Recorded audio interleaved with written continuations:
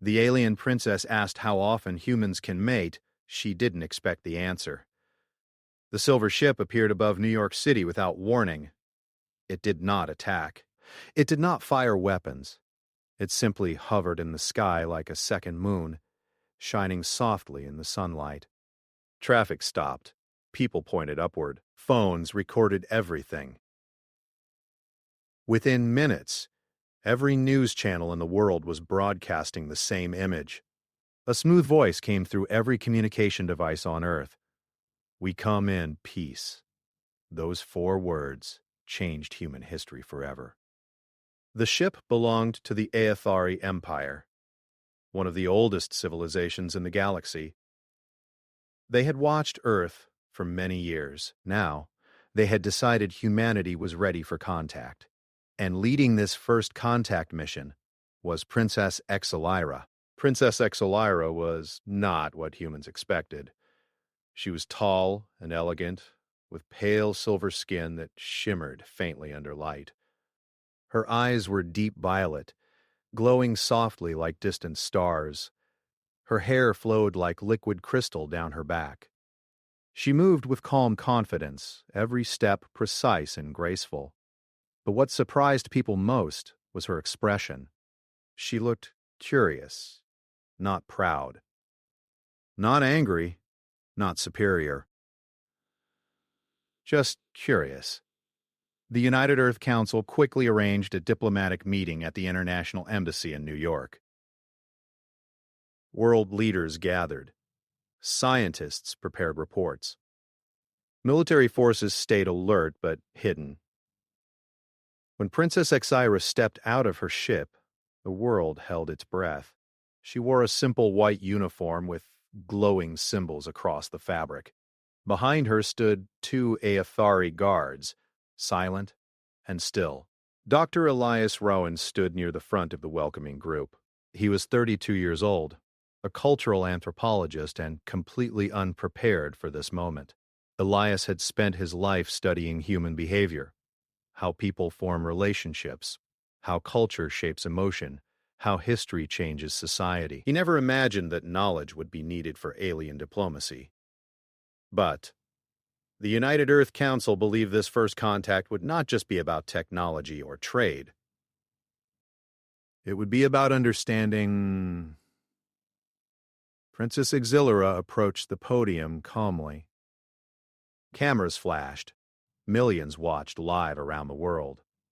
She studied the crowd for several seconds before speaking. Her voice was smooth and clear. "Humans of Earth," she began, "I am Princess Zelarai of the Aethari Empire. We have observed your species for 112 of your years. We believe you are ready to join the greater galactic community." The room filled with whispers. She continued, "However, before formal alliance discussions begin, I must understand your species more clearly." Scientists nodded. Politicians smiled nervously. Then she asked her first question. "How often do humans mate?" The entire room froze. A reporter dropped his pen. Someone coughed loudly. One world leader nearly choked on water. The silence lasted 5 full seconds. Princess Exira tilted her head slightly.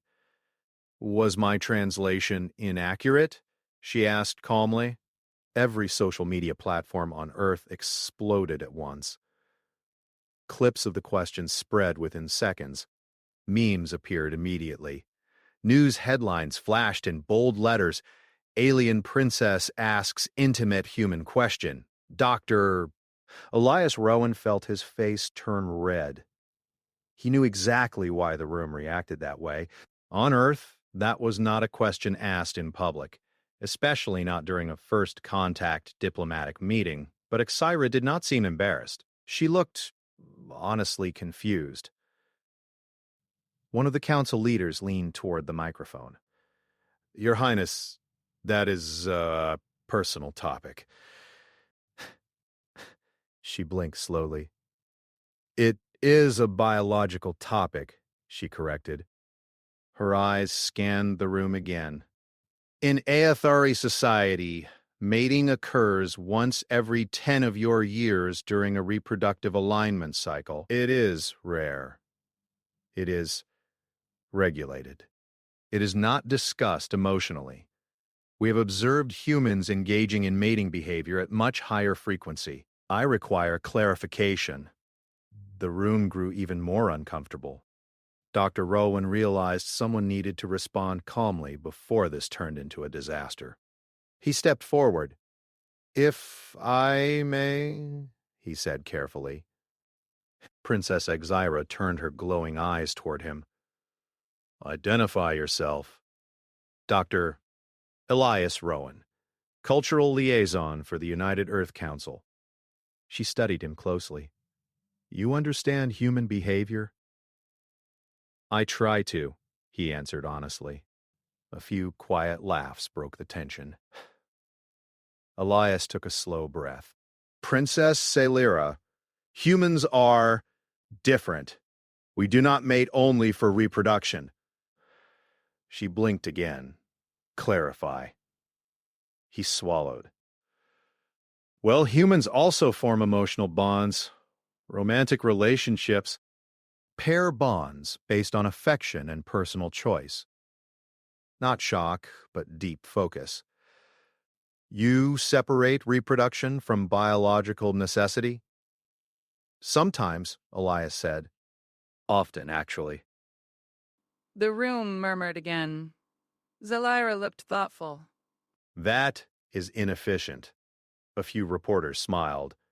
"Maybe," Elias admitted.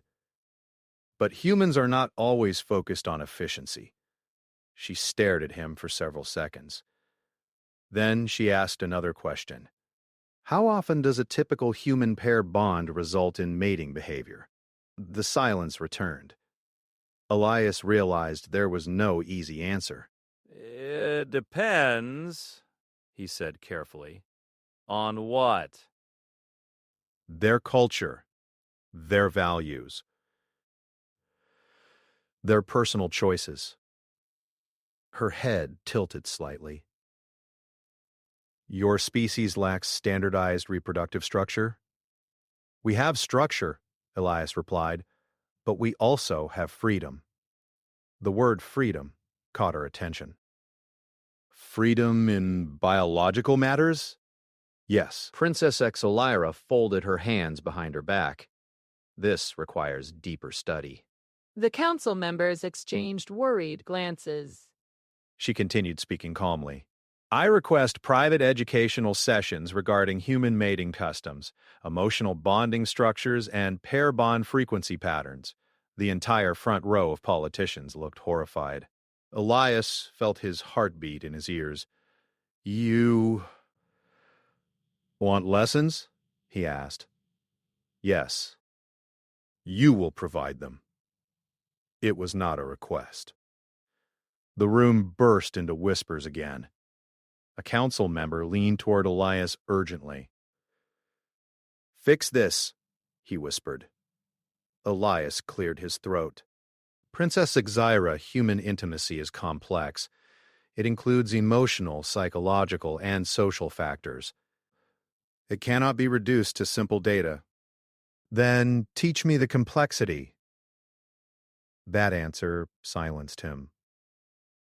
For the first time, he realized something important.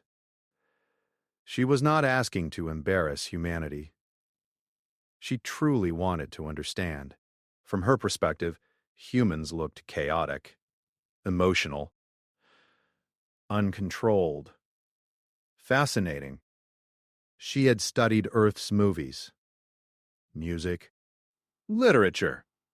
She saw constant themes of love, heartbreak, attraction, jealousy, loyalty. To her species, those emotional extremes were strange. To humans, they were normal. After several long seconds, Elias nodded. "If the council approves, I will provide structured cultural education." The council had no choice. Princess Exolaria gave a small nod of satisfaction. Excellent. She looked back at the cameras.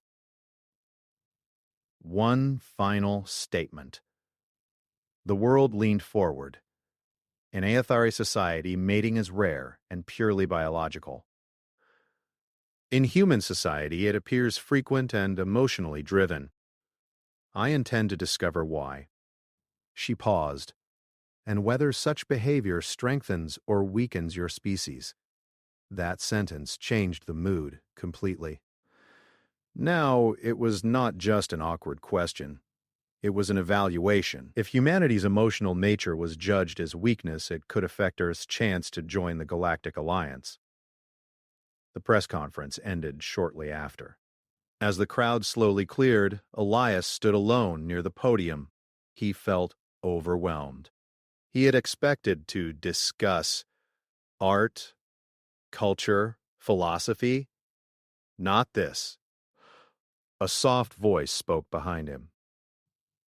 Rowan. He turned. Princess Exalira stood only a few feet away. Up close, her glowing eyes were even more intense. You seemed uncomfortable, she observed. That question isn't usually asked on live television, he admitted. She considered this. Humans experience shame regarding biological functions? Sometimes. She nodded slowly. Fascinating. There was no judgment in her voice, only curiosity. She stepped closer. Your species is emotionally reactive. That's one way to say it. She studied him carefully. I will begin lessons tomorrow. He blinked. Tomorrow? Yes. I do not wish to delay my research. She turned to leave, then paused. One more question? Yes. Her eyes met his. If humans can mate frequently, why do they still write so many songs about it? Then he laughed softly. That, he said, is going to take more than one lesson to explain. For the first time since arriving on Earth, Princess Exilira smiled. It was small, subtle, but it was real. And somewhere in the sky above the city, her silver ship continued to hover, waiting. Humanity had just been asked a question it never expected, and the answer might decide its future among the stars. The next morning, the world was still talking about the question. Every news channel replayed the clip again and again. Talk shows debated it, scientists discussed it, but comedians joked about it. Social media created thousands of posts in just 1 hour. But inside the International Embassy, things were quiet. Princess Exira stood in a large observation room with glass walls. From there, she could see New York City below. Cars moved like tiny insects. People walked quickly on sidewalks. Screens flashed advertisements. Life continued normally. To her, it looked chaotic. To humans, it was just another day. Dr. Elias Rowan entered the room carrying a tablet and several digital files. He had barely slept. All night he had prepared lesson plans. He never thought he would prepare a structured educational program titled Human Emotional Bonding and Reproductive Behavior. He cleared his throat politely. Good morning, Your Highness. She turned slowly. Dr. Rowan, you appear fatigued. I stayed up preparing material. Your dedication is noted. She walked toward a long table and sat down gracefully. 2 Aethari guards stood near the door, silent and still as statues. Before we begin, she said, clarify something. Okay, why did the humans in the press conference react with discomfort? Elias chose his words carefully. Because on Earth, topics about mating and intimacy are usually private. They are not discussed openly in formal settings. Why? Because humans connect it with emotion, personal identity, and vulnerability. She leaned forward slightly. Explain vulnerability. It means exposing feelings, taking emotional risk. She was quiet for a moment. In Aethari society, mating is scheduled and medically supervised. It is not emotional. There is no vulnerability. That's one big difference, Elias said gently. He activated the screen on the table. Images appeared. Weddings, couples holding hands, families, celebrations. Let's start with pair bonding, he said. Exelara studied the images carefully. These two humans, she pointed to a wedding photo, are entering a reproductive contract? Not exactly. Marriage is often about partnership. Love. Support. Sometimes children come later. Sometimes not at all. Her eyes glowed softly. So reproduction is optional? Yes. That is highly inefficient. Humans don't measure life only by efficiency. She continued watching the images.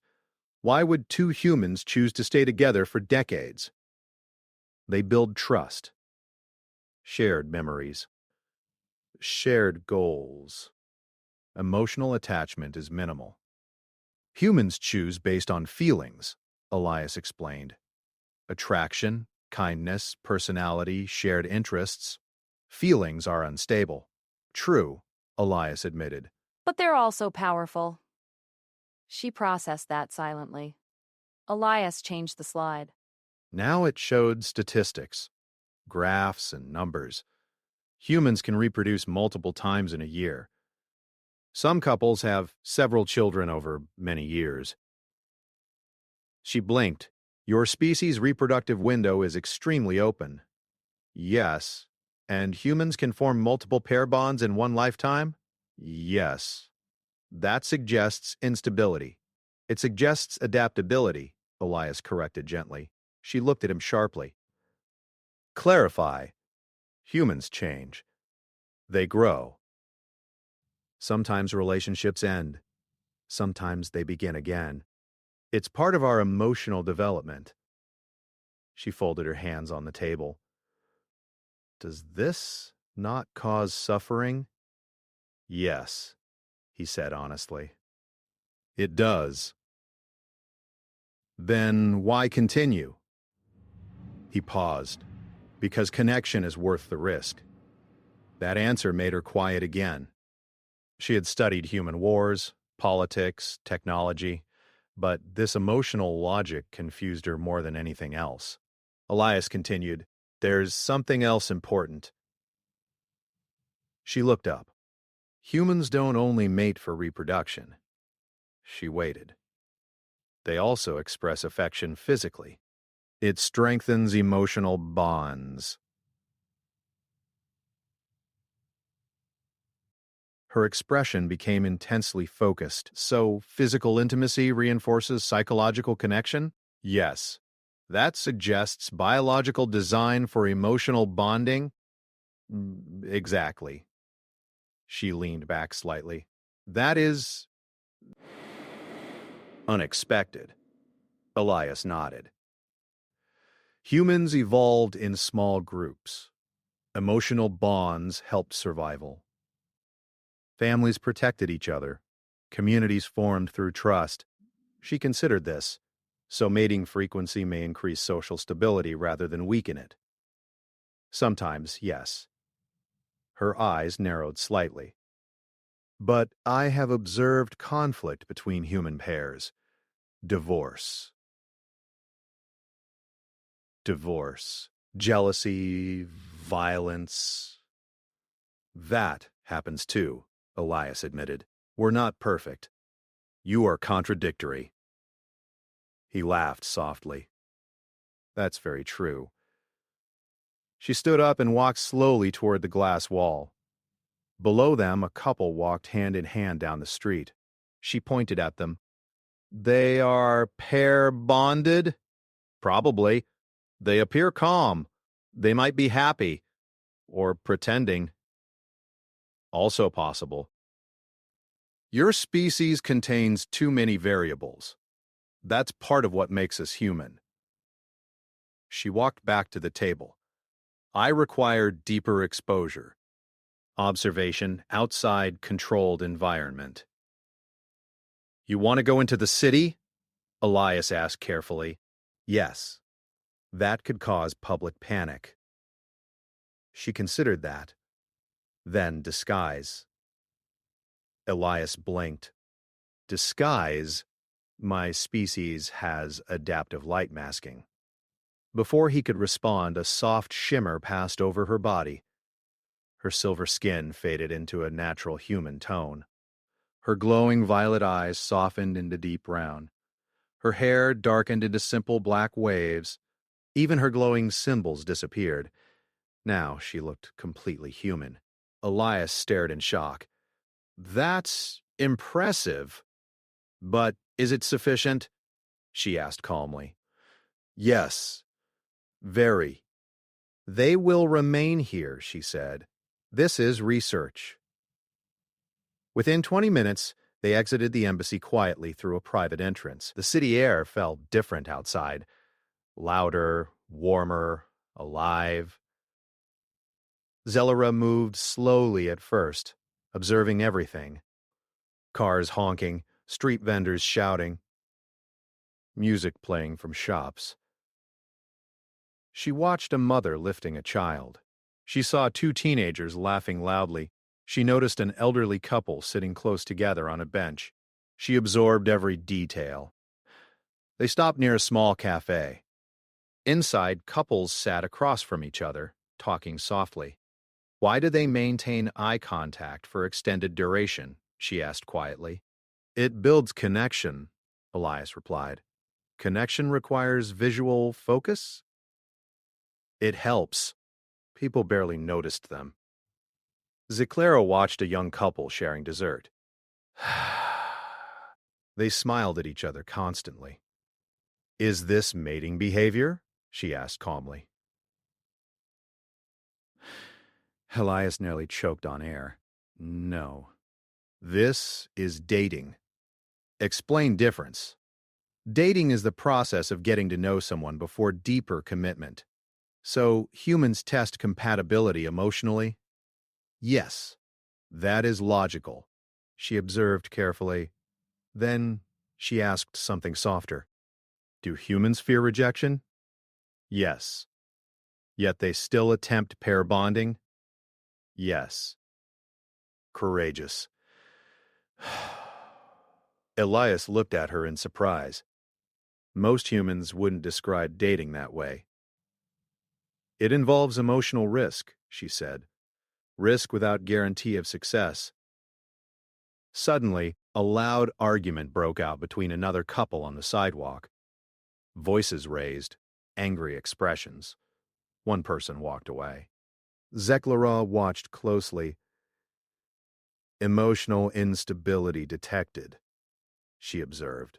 Yes. So bonding creates both strength and conflict. Yes. She nodded slowly. Dual outcome system. That's one way to say it. In Aethari society, reproduction is stable but emotionally neutral. There is no heartbreak. Do you ever feel lonely? Elias asked gently. She stopped walking. The question seemed to surprise her.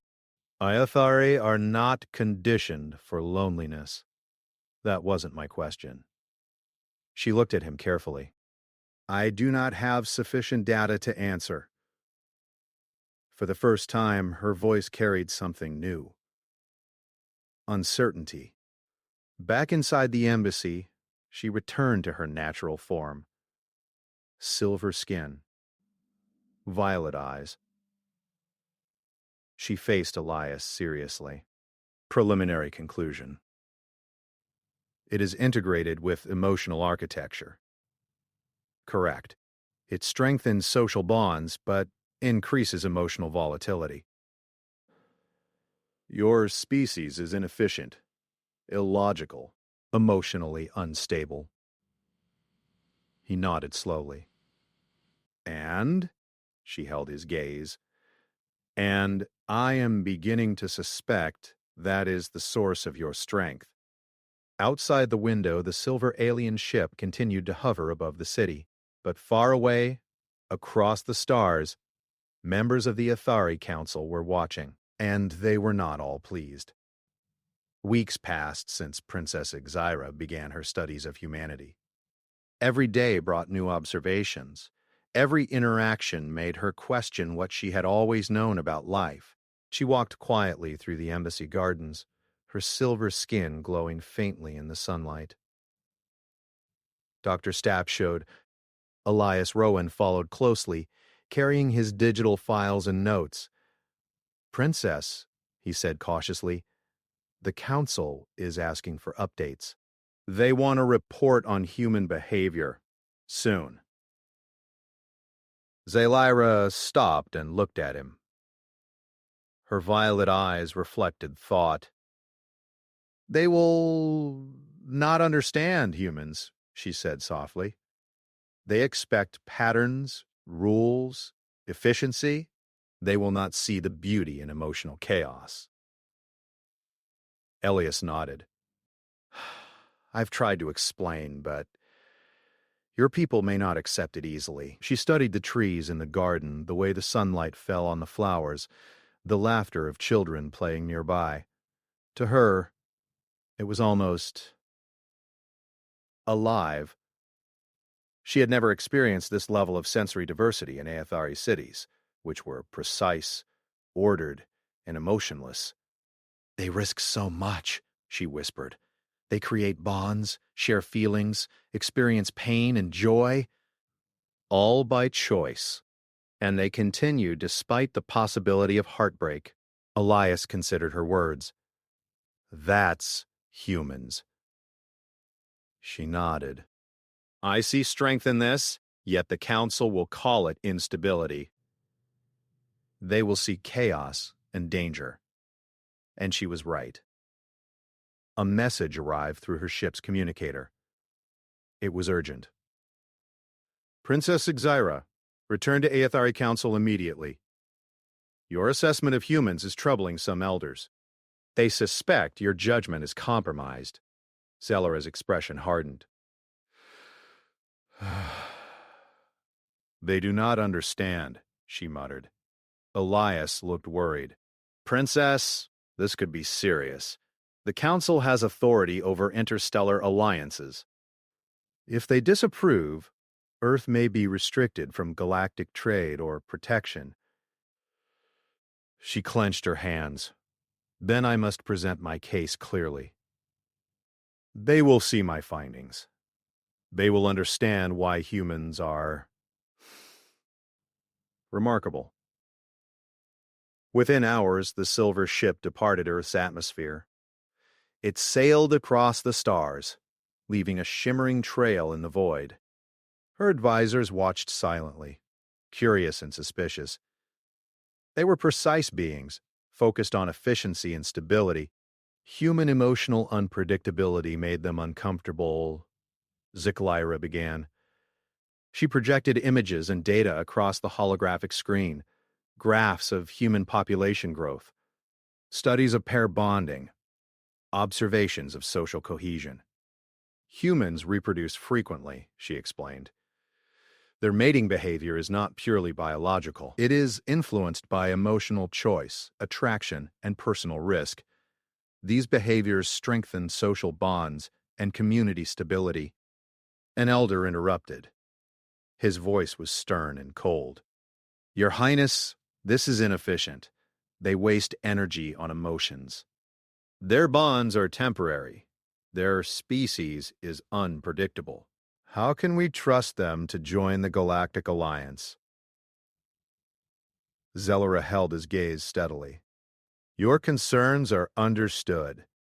However, your definition of trust is incomplete. Humans survive precisely because they adapt. Their emotional volatility allows innovation, creativity, and resilience. They take risks others would avoid. And their choices, although seemingly illogical, are calculated by feelings, a tool their species has perfected over millennia. The council murmured among themselves. Another elder leaned forward. "You are biased. You have spent weeks observing them up close. Your judgment is clouded. Emotional attachment interferes with logic. I acknowledge my proximity," Exilara said calmly. "But proximity does not falsify observation. Humans display behaviors that are not only unpredictable, but also remarkably effective. Their emotional complexity fosters cooperation, problem-solving, and survival in ways purely logical reasoning cannot achieve." The room fell silent. Elias, watching from a corner of the chamber, felt the tension. He had never seen an interstellar council so difficult to impress. Yet Zelira's voice carried authority. "And yet," she continued, "humans are imperfect. They make mistakes. They fail. They break bonds. They feel pain acutely. But they continue. They risk vulnerability because they understand that connection has value. That risk itself builds resilience. That is why humans survive." A third elder spoke, skeptical. "Your Highness, you risk overestimating them. Their mating frequency and emotional attachment could lead to chaos, instability. You speak as though these qualities are strengths." They are, Xelera replied firmly. Emotional depth, though risky, is the foundation of human society. Their ability to care, forgive, and bond has allowed them to endure disasters, wars, and internal conflict, yet still grow stronger. That is a strength we should not underestimate. Another holographic image appeared. This time, it showed Earth's cities at night. Lights sparkled across continents like tiny galaxies of their own. Traffic flowed, people moved, life continued. "These are their systems," Zelira said. "They are inefficient. They are messy. But they are alive. Unlike Aethari cities, which are structured, rigid, and uniform, Earth adapts to life itself. The chaos you fear is a sign of vitality." One elder frowned. "You speak poetically, not scientifically." Zelira smiled faintly. "Then perhaps your understanding of science is limited. Observation alone cannot capture human complexity. One must appreciate their emotional dimension." Elias felt a surge of pride. He had never heard anyone defend humans with such clarity, and he never expected an alien princess to do it so passionately.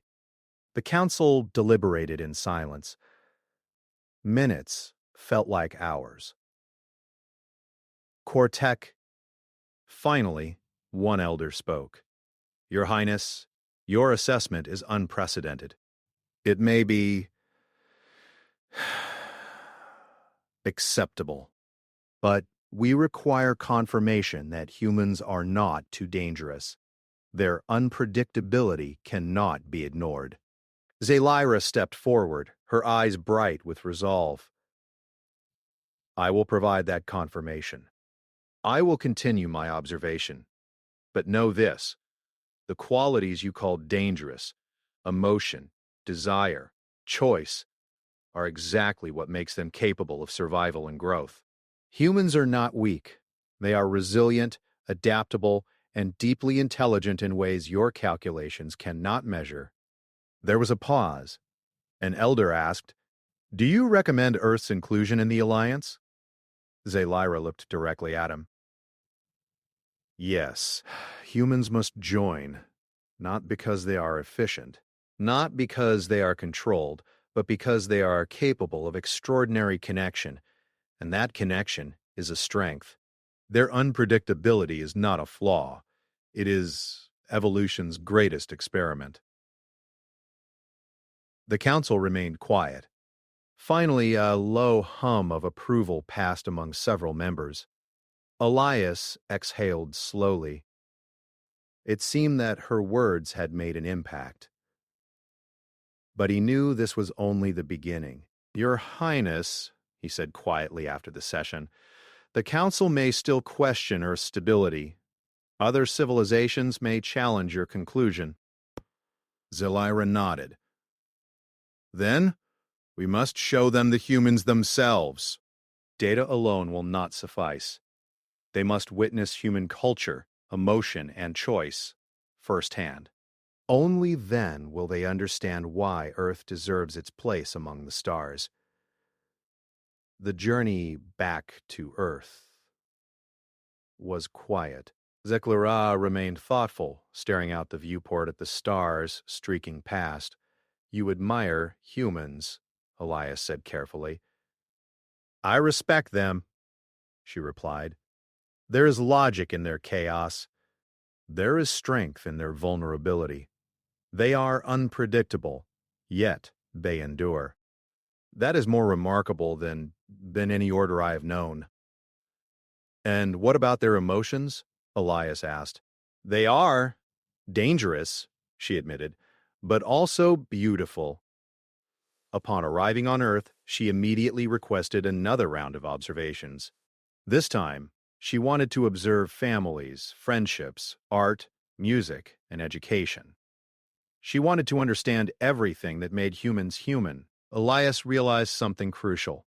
Zelira was no longer studying humans just as an anthropologist might study a new species.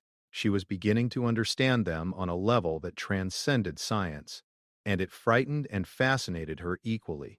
Meanwhile, across the galaxy, messages about her reports began to circulate. Some alien factions mocked humans for being emotionally chaotic and inefficient. Others were curious. A few feared that Earth's inclusion could disrupt interstellar politics. Zeklara was aware of this. Her advisors reminded her that the Council might demand immediate action against Earth if she failed to prove their worth, but she remained determined. "Let them challenge us," she said to Elias. "They have not yet seen what humans are capable of. They do not understand that emotion can be power." Then the next step is clear. More observation, more data, and more understanding. Yes, and perhaps one day I will not only report their worth, I will protect it. The sun set over New York City. The lights flickered on. Children ran along sidewalks. Lovers held hands. Strangers smiled at each other. Life continued, messy, chaotic, and alive. For Princess Exelira, that mess was now beautiful. And for Earth, the coming days would prove that humans' greatest strength was not their technology, not their armies, but their ability to care, to risk, and to endure. Qualities that even the oldest civilizations had yet to fully appreciate. The silver ship descended through the clouds, glinting in the late afternoon sun. New York City's skyline reflected across its smooth metallic surface. People on the street stopped, staring upward. They had grown used to the occasional alien presence, but Princess Exelira's visits were always extraordinary. Inside the ship, Exelira stood near the viewport, her violet eyes fixed on Earth below. Beside her, Dr. Elias Rowan checked his notes again. "Princess," he said softly, "the Council is ready. They expect your final report. This will decide Earth's future in the Galactic Alliance." Zelira nodded. Her mind replayed everything she had observed: the laughter of children, the arguments of couples, the care strangers offered one another, the sacrifices humans made daily. She remembered her conversations with Elias, the subtle details she had watched during her walks in the city, and the moments of courage humans displayed when facing danger or loss. "They fear humans," she murmured, "but they do not see what I have seen." Elias placed a hand on her shoulder gently. "Then show them. Present what they cannot ignore." Moments later, the ship entered a massive chamber in the Athari capital. The council members waited, their eyes sharp, their expressions unreadable. Holographic screens displayed live feeds from Earth, showing cities, towns, forests, oceans, and people going about their daily lives. Excelera stepped forward. She projected her findings clearly, speaking with calm authority. "Esteemed members of the Council," she began, "I have completed my observation of humanity. I have seen their societies, their choices, and their emotional frameworks. You may perceive them as chaotic, inefficient, and unpredictable. Yet, I have found their complexity to be a source of power." She paused, letting the words sink in. Humans form bonds not merely for survival. They choose with care, attach emotionally, and take risks that would seem unnecessary to a purely logical species. And yet, these choices strengthen their communities, their families, and even their entire civilization. An elder interrupted, skeptical. "But, Highness, their mating frequency and emotional volatility are dangerous. They are capable of conflict, deception, and betrayal. How can you argue that this instability is a strength?" Zalira's eyes glowed faintly. "Because you judge humans through a lens of control. You expect order. I have watched humans face uncertainty and heartbreak, yet they persist. They take risks in relationships, in leadership, and in innovation. Their failures teach them resilience. Their vulnerability creates trust. Their emotional experiences do not weaken them. They empower them." Another council member leaned forward. "Explain further. Explain further. What evidence supports this?" Zaliria activated a holographic display of Earth's history. Wars, natural disasters, pandemics, all shown with human responses. Communities rebuilding, neighbors helping neighbors, leaders emerging, scientists discovering solutions. Through chaos, they survived. Through emotional complexity, they thrived. "These are not merely random acts," she continued. "They are guided by empathy, cooperation, and choice. Their emotions are data, not quantifiable by your calculations, but measurable in outcomes. Their unpredictability has allowed them to adapt rapidly to challenges, innovate, and flourish in a variety of environments." A murmur spread through the chamber. Some elders exchanged glances. Zeclara pressed on. "Your concern is control. Your fear is risk. But I have observed humans repeatedly take risks that yield greater societal stability. Their mating frequency, their pair bonding, their choices of connection, they are not weaknesses. They are deliberate mechanisms that allow human civilization to survive and grow, often faster than we anticipate." Silence followed. Even the skeptics could not refute her detailed evidence. Elias watched from the corner, sensing the tension lift slightly. He had never seen an alien council respond to human behavior with anything approaching acceptance. Yet, Zelara's conviction carried the weight of truth. Zelaraz continued, softer now, but no less firm. "I have asked myself, why do humans continue despite heartbreak, despite conflict? Why do they choose connection repeatedly, knowing pain is possible? The answer is simple. Connection itself holds meaning. The frequency of mating, of bonding, is irrelevant compared to the quality of the bond. Humans value whom they share life with, not simply the act itself. That choice, that emotional investment, defines their strength." She looked directly at the council leader who had interrupted her earlier. "This is the essence of humanity. They risk, they care, they fail, and they rise again. That is why they are capable of survival and growth.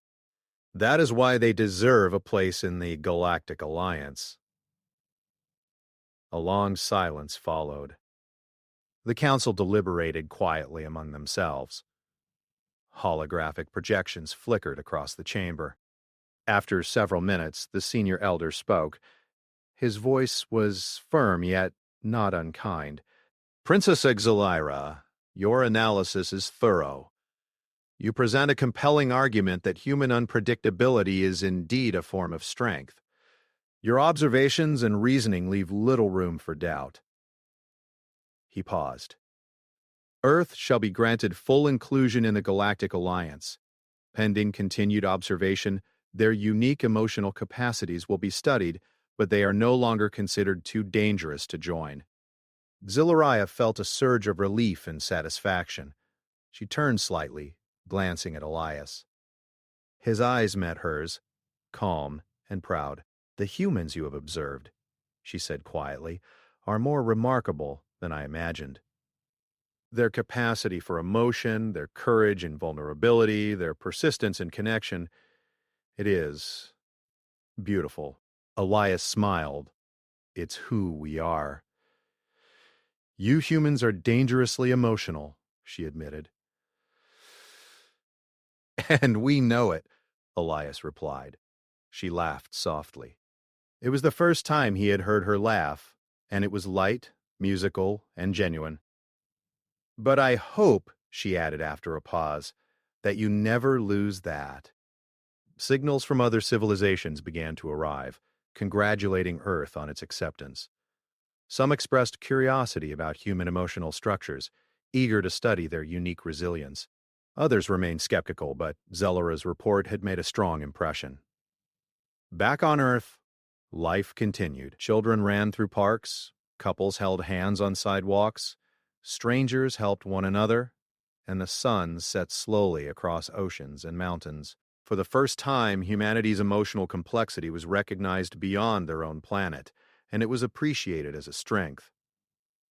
Ziklyra returned to the embassy, walking quietly with Elias through the gardens. You have taught me much, she said, not only about humans, but about choice, courage, and connection. I understand now that strength is not only in precision or logic, but in persistence and emotion. I will take this understanding to the Council. I will continue to protect Earth's place in the Alliance. Humans can be messy, chaotic, and unpredictable. But yes, we endure. Perhaps that is the lesson. That emotion, risk, and choice, they are not flaws. They are the greatest tools a species can possess. The ship prepared to lift off once again. Ziklyra gazed at the city one last time. She thought of the people she had observed, the families, the friends, the lovers, the dreamers. Every moment, every act of courage and care had contributed to her understanding. Will humans survive the trials ahead? She asked softly. Elias smiled. We always do. That's what makes us human. She turned, her expression both serious and gentle. Then I will carry your species' truth to the stars. The Council will know. The galaxy will know. Humanity is stronger than anyone imagined. And with that, the silver ship ascended into the sky, leaving a trail of shimmering light across the atmosphere. For Princess Exelira, the journey had changed her forever. She had come to observe humans as an alien scientist might study a new species. She had expected data, patterns, and logic. Instead, she found courage, vulnerability, beauty, and resilience. For Earth, a new chapter began. Its people would now take their place in the Galactic Alliance, not because of technology or weapons, but because of the human heart. And somewhere in the distance, among the stars, Princess Exelira's voice echoed softly in thought. Humans are unpredictable. They are emotional. They are capable of great failure and great triumph. And perhaps they are exactly what the galaxy needs.